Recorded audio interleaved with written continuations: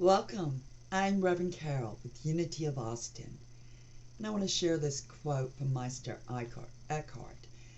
Every creature is full of God and is a book about God. Have you ever made a judgment about something or someone and later found out you only knew part of the truth? How often do you allow yourself to get to that place where you realize that?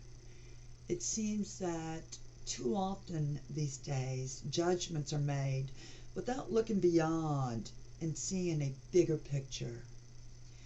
This week's children's story for the Youth and Family newsletter, The Spark, is from an Indian folktale called The Elephant.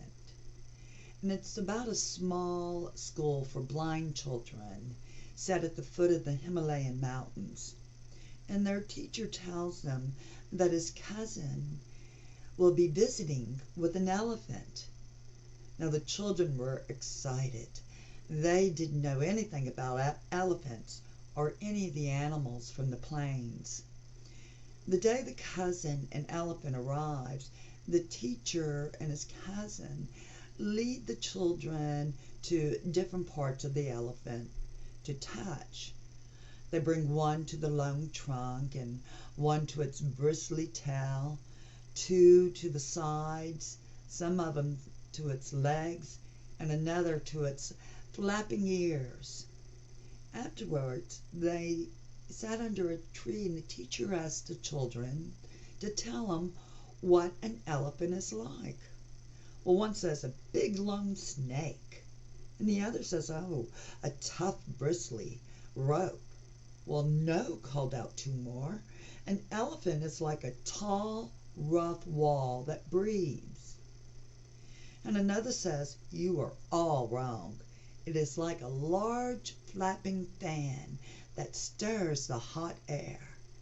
And they argued about what an elephant was. Finally, the teacher tells them, you are all right, and you are all wrong. He then takes them back to the elephant and lets them each explore the entire elephant.